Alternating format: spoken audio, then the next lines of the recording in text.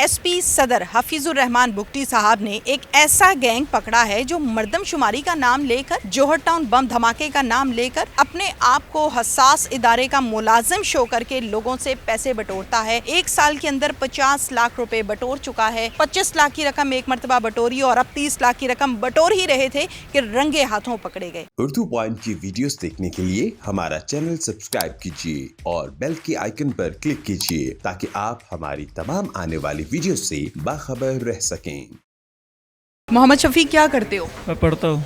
क्या पढ़ते हो? बीए कर रहा हूँ। बीए कर रहे हो। तुम्हारे गैंग में कितने लोग शामिल हैं? तकरीबन 5 से 7 लोग हैं। कौन कौन है? ये रिश्तेदार हैं, दोस्त हैं? रिश्तेदार है। रिश्तेदार हैं सारे के सारे? जी सर। अच्छा, मुझे बताओ अब गेम डालते कैसे हो तुम? वैसे हमारे पास जो मोबाइल है ना, वो रिकॉर्डिंग वाला मोबाइल है। जरा ऊंची आवाज़ में बात करो। हमारे पास रिकॉर्डिंग वाला मोबाइल है।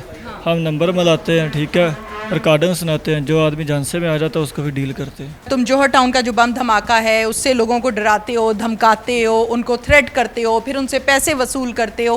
कितने अरसे से ये काम कर रहे हो? अब ये तकरीबन 1 साल से कर रहे हैं। पहले हम ना इसमें ना 1 साल से कर रहे हैं। पहले हम करते थे इनाम वाली डीलिंग, जोन कंपनी की तरफ से बात कर रहे हैं। अच्छा जी। कैसे, ज़रा बताओ कैसे?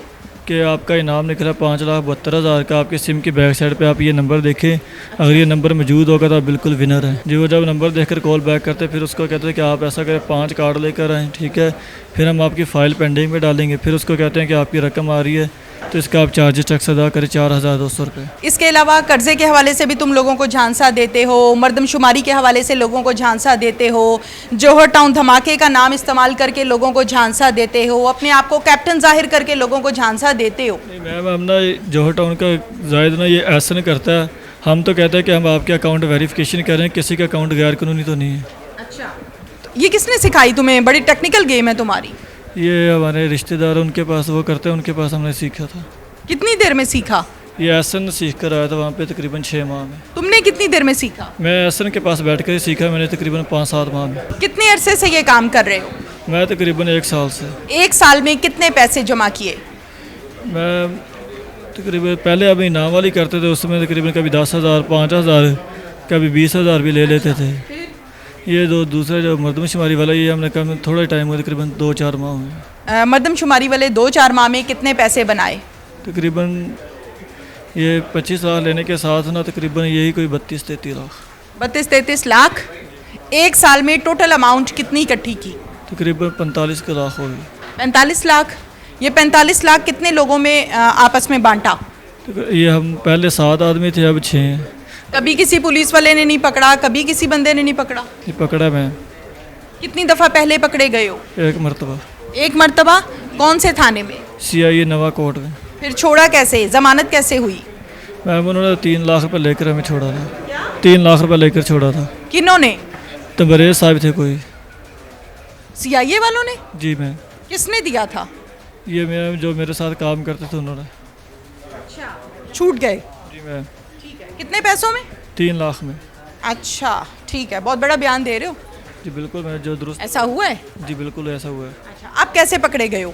अभी मैम हम ना पार्सल लेने आए थे। ये अभी ये ना जो पैसों वाला पार्सल था ना, इसके हम देख रहे थे कि कोई इसमें डाउट आदमी तो नहीं है।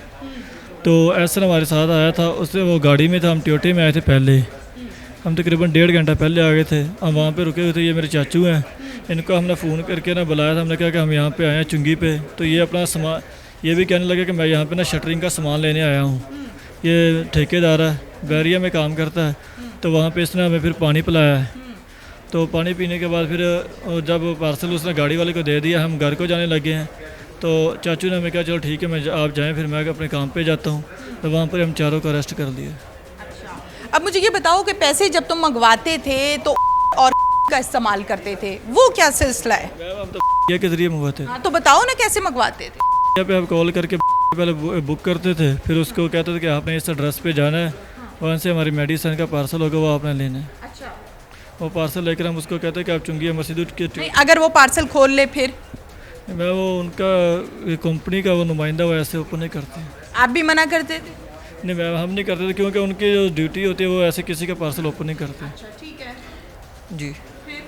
फिर वो ड्राइवर को दे देता था, तो हम वहाँ पे आगे से रिसीव कर लेते थे। ठीक है। ये कौन कॉल पर बोलता था कि मैं कैप्टन बात कर रहा हूँ ISI से? ये एहसन बोलता था। एहसन बोलता था? आप नहीं बोलते थे? मैं जब वो डील करता था ना, हेल्पलाइन पे कभी कॉल करता तब मुझे वो कहता था कि आप होल्ड पे रखना सिर्फ। पता कैसे चलता था कि कौन से बंदे के पास कितने पैसे अकाउंट में पड़े हैं और इसके कितने अकाउंट्स हैं? वैसे ये खुद ही वो बताते हैं, कौन? जिसको कॉल करते हैं उसको कॉल करके ऐसे ही तो कोई नहीं बताता, जान से मिलाते होगे ना? उसको कहता है कि मर्दमशुमारी की तरफ से वेरिफिकेशन कर रहे हैं कि किसी का अकाउंट गैर कानूनी तो नहीं है। अच्छा। वो खुद ब खुद बता देते हैं फिर। अच्छा, ठीक है। इसके अलावा आपके अकाउंट से जौहर टाउन बम धमाके में पेमेंट अदा की गई है, ये आइडिया किसका था? ये एहसन का था। आपका क्या नाम है? अबू बकर सदीक। अबू बकर सदीक। आपका क्या किरदार है? जी मैं ड्राइवर हूँ। ड्राइवर हूँ। रिश्ते में क्या लगते हो? भाई है छोटा। भाई है? हाँ जी। क्या करते थे तुम? मैं ड्राइवर गड्डी चलाना वा। गाड़ी चलाते थे, पुलिस ने क्यों पकड़ा वे? ਇਹਦੇ ਨਾਲ ਗੱਲ ਆਇਆ ਸੀ। क्या किया था? बस ਇਹਨੇ ਕਿਹਾ ਸੀ ਕੋਈ ਪਾਰਸਲ ਫੜਨਾ। अच्छा, बस पार्सल पकड़ लिया? नहीं बस नहीं नहीं पकड़ा गया। कैसे नहीं पकड़ा गया? अरेस्ट हो गया कल। नहीं, पार्सल में क्या था पूछा नहीं? पैसे थे इसमें। कितने? 30 लाख था या 40 लाख था। 30 लाख था या 40 लाख। इससे पहले जो 25 लाख वसूल किया था वो वो ऐसा ने किया था। एहसन किधर है? ऐसा अभी पता नहीं घर पे है या भाग गया कहीं। नाज़रीन, ये सारे के सारा गैंग जो है ये मिलकर लोगों को बेवकूफ़ बनाकर उनसे पैसे वसूल करता था, कभी मर्दमशुमारी के नाम पर, कभी हसास इदारे का नाम इस्तेमाल करते हुए, और इसके अलावा FBI की वेबसाइट्स को भी यूज़ करता था कि किस शख्स के कितने बैंक अकाउंट्स हैं और उन बैंक अकाउंट्स में कितना कैश पड़ा हुआ है। इन तमाम चीज़ों को महसूस करते हुए, इन तमाम चीज़ों को इकट्ठा करके ये लोगों को बेवकूफ़ बनाते थे।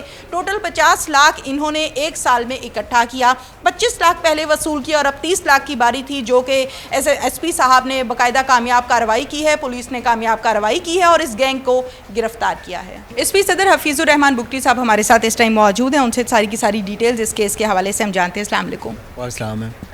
SP साहब बताइएगा कि किस तरह से आप लोगों ने इनको ट्रेस किया, कितने लोग हैं? ये बेसिकली इस गैंग के 5 लोग हैं, जिसमें से 3 सगे भाई हैं, एक चाचा है, एक उसका कज़न है।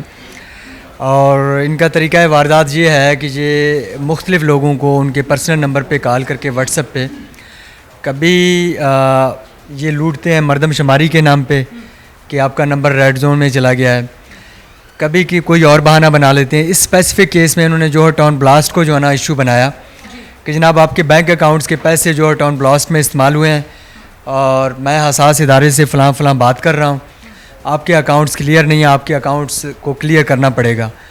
तो कंप्लेनेंट ने उनसे पूछा जी अकाउंट कैसे क्लियर होंगे, तो उन्होंने कहा इसके लिए आपको इतने इतने अमाउंट्स पे करने होंगे। उन्होंने वो कैश विदड्रा करके मखसूस जो उनके बताए हुए पोजीशन पे गए, तो वहाँ ऊबर वाले रिसीव करने आए। पहली दफ़ा डिलीवरी उन्होंने सक्सेसफुली हासिल कर ली। वो डिलीवरी कितने पैसों की थी? 25 लाख की थी। मज़ीद उन्होंने 2-3 दिन के बाद जब 40 लाख मांगे हैं तब इन्होंने आके कंप्लेंट रजिस्टर किया। उसके बाद मैंने और मेरी टीम ने इस केस को वर्कआउट किया, कंसर्न इदारों के साथ भी हम लेज़ॉन में आ गए। तो this was a very sensitive case for me being SP सदर, because they were correlating this with Jowhar Town blast as well as impersonating our law enforcement agencies.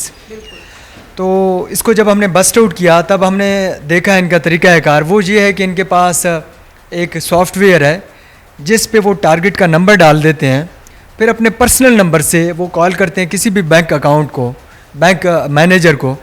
तो उस बैंक मैनेजर के पास अकाउंट होल्डर का number जाता है, ये criminal का नहीं जाता। तो उससे उस अकाउंट होल्डर के तमाम डेटाबेस को ये कलेक्ट करते हैं। कलेक्ट करने के बाद फिर अकाउंट होल्डर को कॉल करते हैं कि आप फ़लाँ बैंक में आपके फ़लाँ अकाउंट में इतना पैसा पड़ा हुआ है और आपका ये अकाउंट मिसयूज़ हुआ है, आपको क्लियर करने के लिए इसके लिए इतने पैसे देने पड़ेंगे। ठीक है, इस ऐप का नाम भी बता दें।